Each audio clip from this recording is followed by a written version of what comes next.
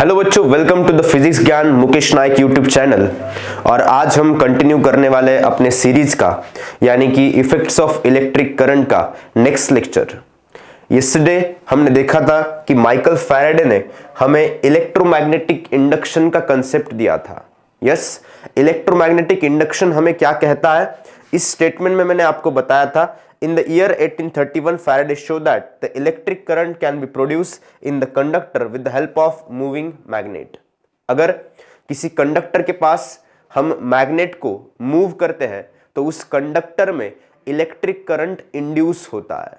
ये हमें Michael Faraday नाम के साइंटिस्ट ने बताया था और उसी के बेसिस पर उसको ही बेस बनाकर बाद में फिर जनरेटर का इन्वेंशन किया गया, राइट।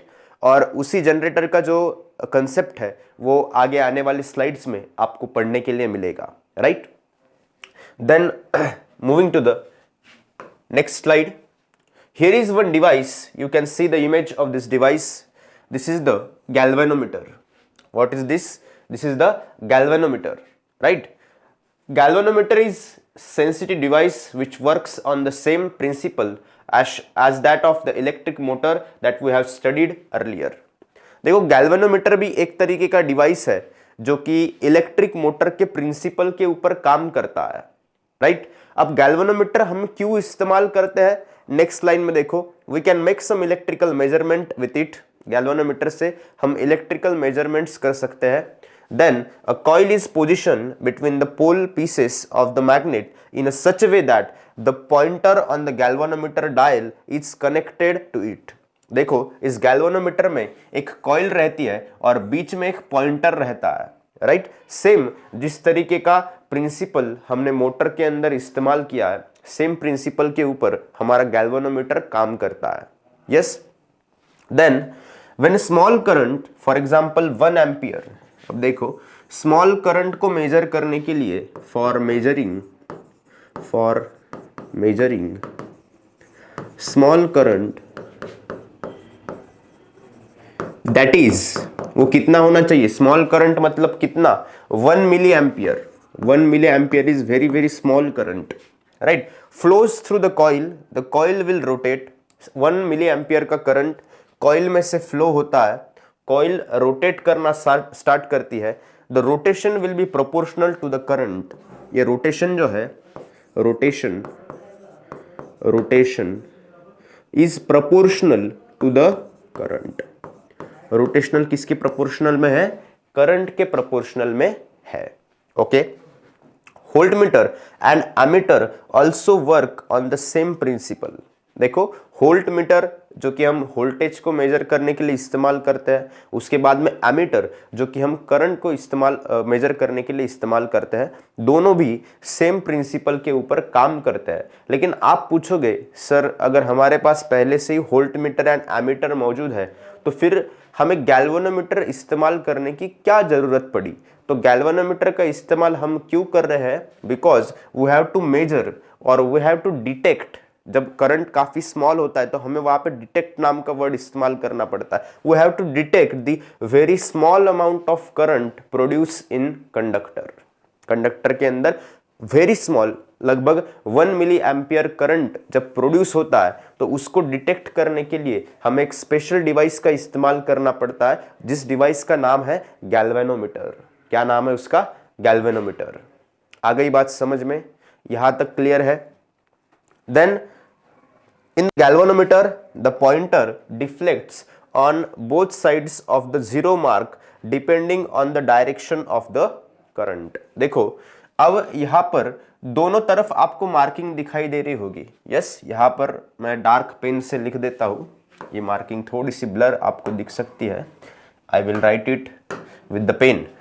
यहां पर 100 है, यहां पर 200 है, यहां पर 300 है। यस, यहां पर भी 100 है, यहां पर 200 है और यहां पर 300 है, राइट। अब दोनों तरफ मार्किंग देने का क्या रीजन यहां पर रहा होगा?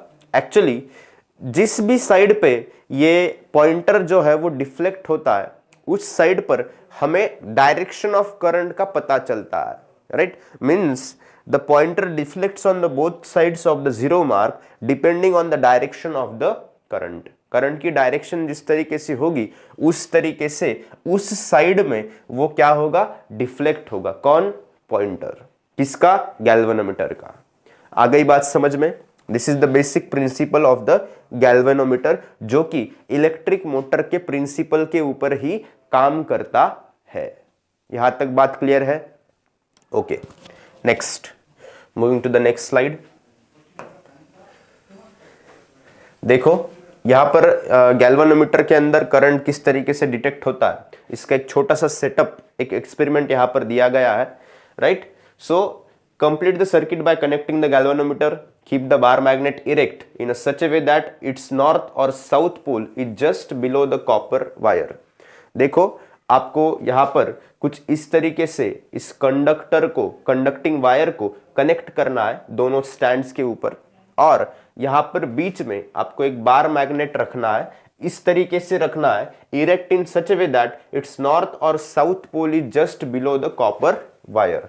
कॉपर जो वायर है, ये जो वायर आपको दिख रहा है, इस कॉपर वायर के जस्ट बिलो इसका नॉर्थ एंड साउथ पोल आना चाहिए। कुछ इस तरीके का एक्सपेरिमेंटल सेटअप आप करके देख सकते हो। You will try this at the home. Yes, देखो now if the wire is kept moving from A to B, जब वायर को ए से बी तक मूव किया जाएगा, then the pointer of the galvanometer gets deflected. वो galvanometer का pointer क्या करेगा, डिफ्लेक्ट करेगा। मतलब क्या किया है हमने, सिंपल भाषा में बता देता हूं। हमने एक कंडक्टिंग वायर लिया, यस, उसके नीचे हमने एक बार मैग्नेट को रख दिया जिसके अंदर नॉर्थ एंड साउथ पोल है, राइट। अब हम क्या कर रहे हैं, उस कंडक्टिंग वायर को, उसके दोनों एंड्स हमने किस पे कनेक्ट कर दिए हैं, गैल्वेनोमीटर में कनेक्ट कर दिए हैं, यस। अब उस कंडक्टिंग वायर को मैं क्या कर रहा हूं, मूव कर रहा हूं। जब कंडक्टिंग वायर मूव होगा तब यहां पर गैल्वेनोमीटर का जो पॉइंटर है वो डिफ्लेक्ट होगा। अब गैल्वेनोमीटर के पॉइंटर का डिफ्लेक्ट होना, इसका मतलब क्या है, वहां पर करंट का प्रोडक्शन होना, वहां पर करंट का प्रोडक्शन होना। अब गैल्वेनोमीटर क्यों इस्तेमाल किया, अब आपको इसका इंपॉर्टेंस समझ में आ गया होगा कि स्मॉल अमाउंट ऑफ करंट जो कि इस कंडक्टिंग वायर में प्रोड्यूस हुआ है, ये डिटेक्ट करने के लिए हमने गैल्वेनोमीटर का इस्तेमाल इस सेटअप के अंदर किया है, यस। एंड इसी को हम क्या कहते हैं, फैराडेज इलेक्ट्रोमैग्नेटिक इंडक्शन कहते हैं। इसी को हम क्या कहते हैं, फैराडेज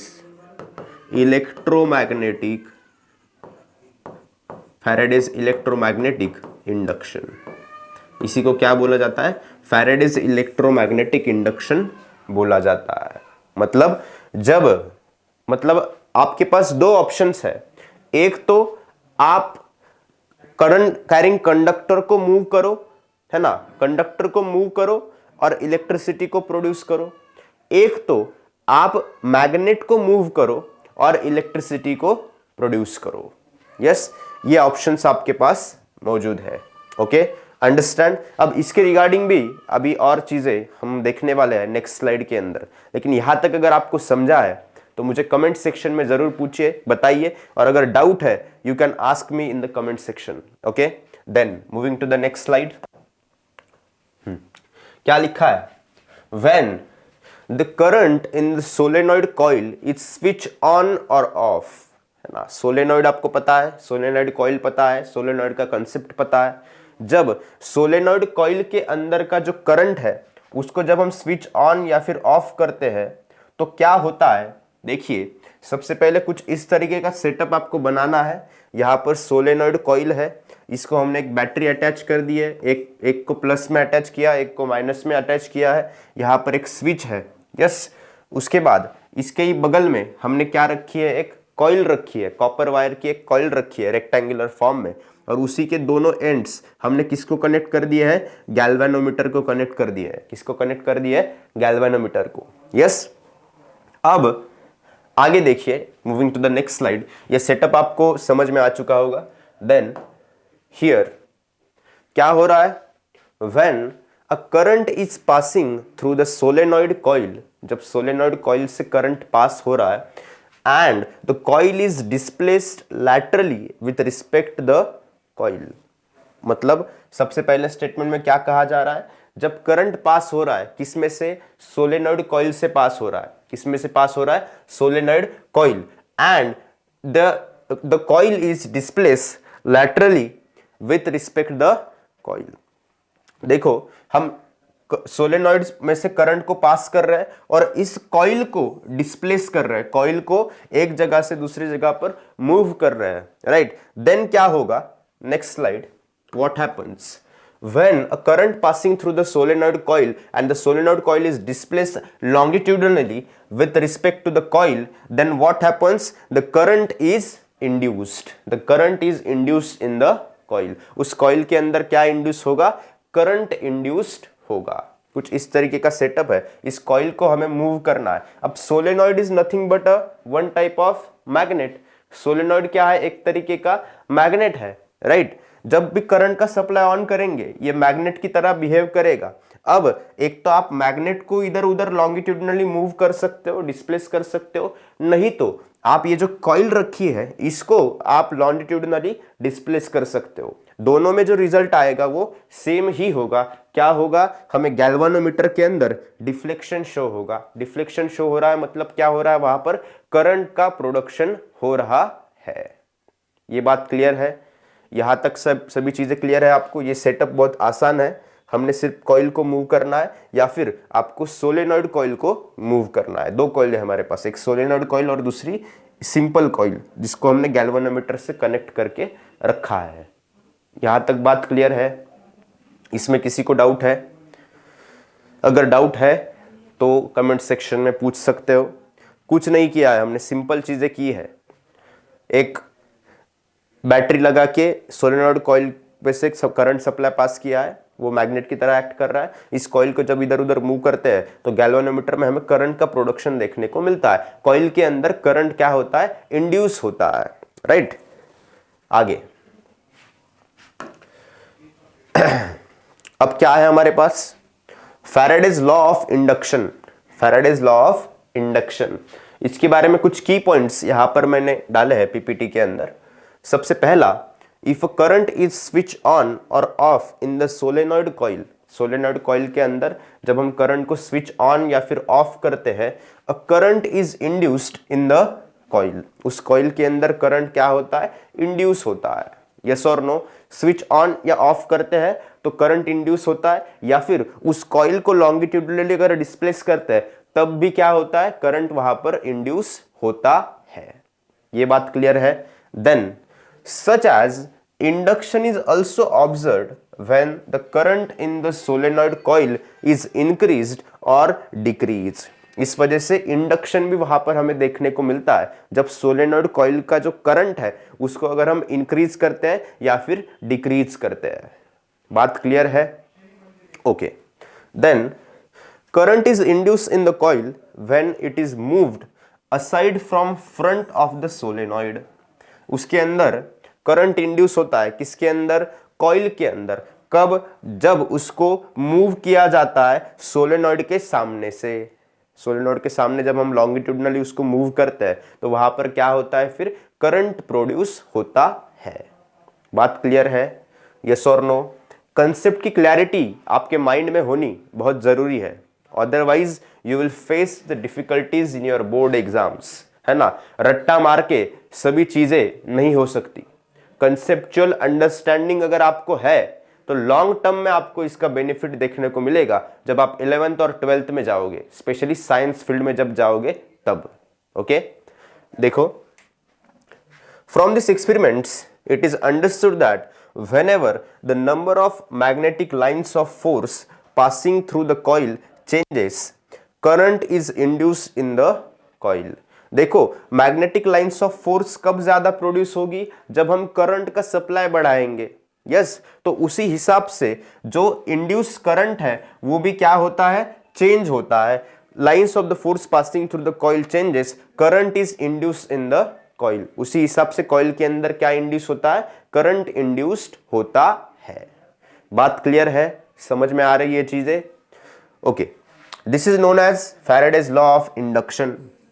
इसी को हम क्या बोलते हैं, फैराडेज लॉ ऑफ इंडक्शन बोलते हैं। क्या बोलते हैं, Faraday's law of induction. Okay, the current produced in the coil is called the induced current. Coil के अंदर जो करंट प्रोड्यूस हो रहा है उसको क्या बोला जाता है? इंड्यूस करंट बोला जाता है. क्या बोला जाता है? Induced current. बात क्लियर है? यस और नो? फर्स्ट स्टेटमेंट क्या है? अगर करंट को स्विच ऑन ऑफ करेंगे सोलेनोइड कॉइल के अंदर तो उस कॉइल के अंदर करंट इंड्यूस होगा, राइट? देन अगर हम करंट को बढ़ाएंगे या घटाएंगे तब भी हमें इंडक्शन देखने को मिलेगा. यस, जब हम कॉइल को उसके सामने लॉन्जिट्यूडनली मूव करेंगे तब भी हमें करंट इंड्यूस होता हुआ दिखेगा कॉइल के अंदर, राइट? एंड जैसे ही मैग्नेटिक लाइंस ऑफ फोर्स बढ़ेंगे या फिर चेंज होंगे तब भी वहां पे इंड्यूस करंट हमें कॉइल के अंदर देखने को मिलेगा. और इसी को हम क्या बोलते हैं? Faraday's law of induction. क्या बोलते हैं? Faraday's law of induction. इसी चीज को हम क्या बोलते हैं? फैराडेज लॉ ऑफ इंडक्शन बोलते हैं. यहां तक बात क्लियर है? Yes or no? You can take the screenshot of this. Okay, you can take the screenshot.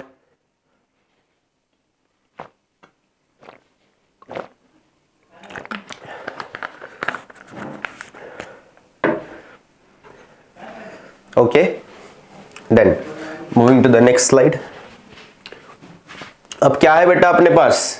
Fleming's right hand rule है. कौन सा रूल है? Fleming's right hand rule. Fleming's right hand rule and Fleming's left hand rule में आपको confuse नहीं होना है ना? बहुत सारे बच्चे इसमें ही कंफ्यूज हो जाते हैं और एग्जाम के वक्त आधा फ्लेमिंग्स राइट हैंड रूल का और आधा फ्लेमिंग्स लेफ्ट हैंड रूल का लिख कर आते हैं, है ना? और एग्जाम के जो क्वेश्चन है उसमें मार्क्स मिलते हैं फिर 0. तो ऐसा करना है क्या? नहीं. दोनों हाथों में क्लैरिटी होनी चाहिए. फ्लेमिंग्स लेफ्ट हैंड रूल क्या कहता है and Fleming's right hand rule क्या कहता है. चाहे तो आपके middle finger, index finger and thumb के ऊपर आप लिख लो ये चीजें. यस, एग्जाम को जाते वक्त मत लिखना सिर्फ, नहीं तो पकड़े जाओगे और 1 साल के लिए आपका फिर से एग्जाम देना पड़ेगा बोर्ड का, है ना? आपके समझने के लिए लिखो. ओके, क्या कहता है फ्लेमिंग्स राइट हैंड रूल? अब कुछ देर के लिए, थोड़ी देर के लिए, 5-10 मिनट के लिए आप फ्लेमिंग्स लेफ्ट हैंड रूल को भूल जाओ, लिटरली भूल जाओ, तब जाके आपको ये समझ में आएगा. अदरवाइज आप उसका कंपैरिजन इसके साथ करके देखोगे तो फिर आपको और ज्यादा कंफ्यूजन होने वाला है. Yes, so for 5 to 10 minutes just forget the Fleming's left hand rule and concentrate on the Fleming's right hand rule. Fleming's right hand rule के ऊपर कॉन्सेंट्रेट करो. यस, क्या कहता है फ्लेमिंग्स राइट हैंड रूल? देखो यहां पर stretch your middle finger, stretch your index finger and your thumb in a such a way that both three are the perpendicular to each other. तीनों एक दूसरे से क्या होने चाहिए? परपेंडिकुलर होने चाहिए. Then your thumb shows the motion of a conductor. thumb क्या शो कर रहा है? मोशन ऑफ कंडक्टर शो कर रहा है. Yes or no? Then your index finger shows the direction of magnetic field. index finger क्या शो कर रहा है?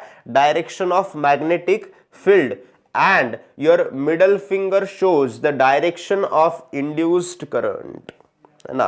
अब यहां पर क्या आ गया है? induced current का डायरेक्शन. यहां पर थंब की जगह पे क्या आ गया है? Motion of the conductor. And index finger की जगह पे क्या है? Direction of magnetic field. Direction of magnetic field. ये बात क्लियर है? Motion of the conductor thumb, direction of magnetic field index finger and direction of induced current middle finger. Clear है? Okay, अब ऑफिशियली क्या स्टेटमेंट है देख लेते हैं एक बार.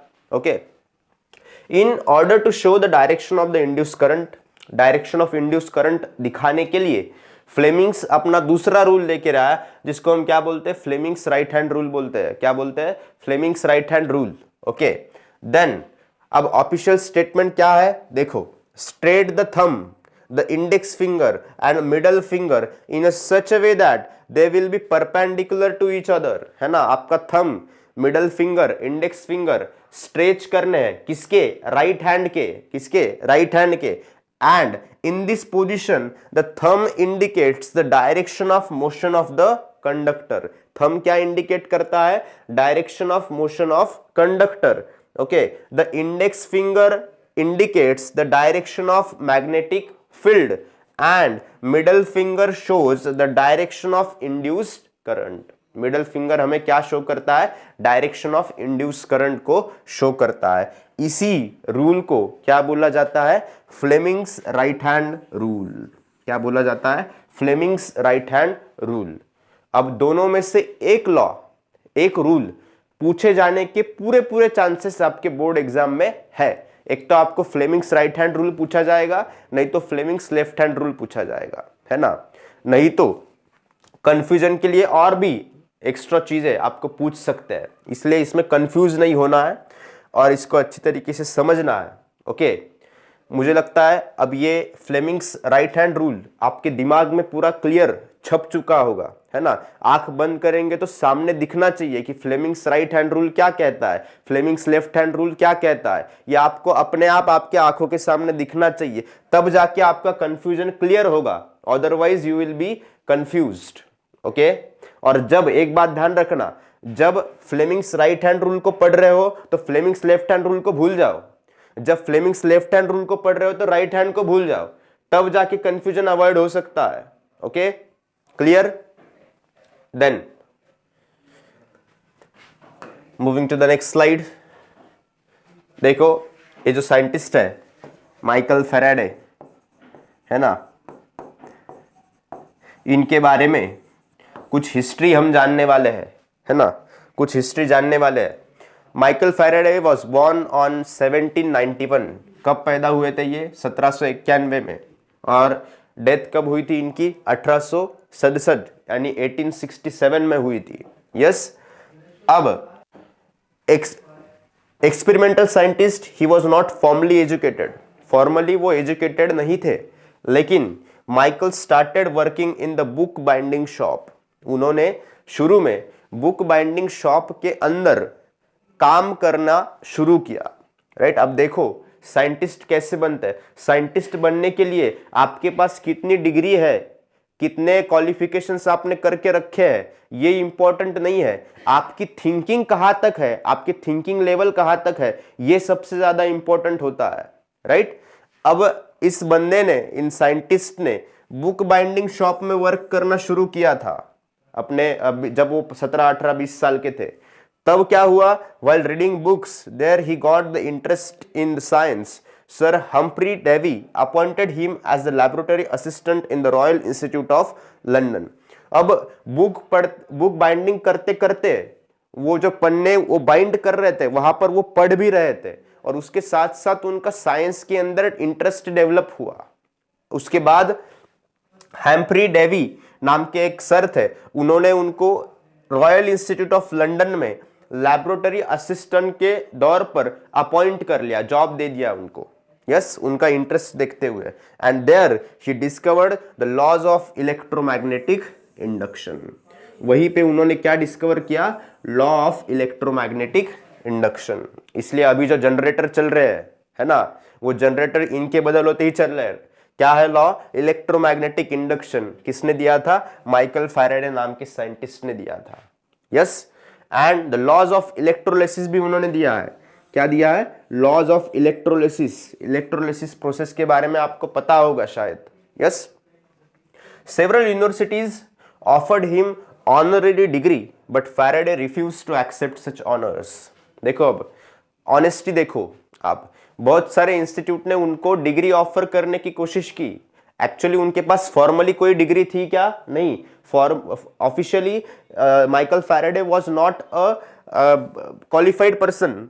बट उसके बाद जब उन्होंने रिसर्चेस पब्लिश की, इलेक्ट्रोमैग्नेटिक इंडक्शन, उसके बाद में लॉज ऑफ इलेक्ट्रोलिसिस, उसके बाद ऑनर के दौर पर बहुत सारे बड़े बड़े इंस्टीट्यूट्स ने उनको डिग्री देने की कोशिश की एज अ ऑनर, लेकिन उन सभी डिग्रीज को माइकल फैराडे नाम के साइंटिस्ट ने रिफ्यूज कर दिया. राइट. यही है honesty and integrity. Yes. Okay, तो इसमें से कुछ सीखने को आपको मिल सकता है इनके लाइफ स्टोरी से, इसलिए जानबूझकर मैंने ये आपके पीपीटी में डाला है. ओके, एक्चुअली बोर्ड एग्जाम्स में तो नहीं पूछेंगे, लेकिन कुछ ना कुछ आपको सीखना भी है ना. लाइफ लेसन्स, किताबी लेसन्स तो हम लेते ही है, उसके साथ साथ लाइफ लेसन्स लेना भी बहुत ज्यादा जरूरी है. Okay, understood? देन अब alternating current and direct current, उसके बाद में जनरेटर, ये जो कंसेप्ट है ये हम नेक्स्ट सेशन में, नेक्स्ट लेक्चर में काफी डिटेल में डिस्कस करने वाले हैं. Okay, so keep watching the physics Gyan Mukesh Nayak YouTube channel. Please subscribe the channel, hit the like button, and if you have any doubt you can ask me in the comment section. Thank you so much.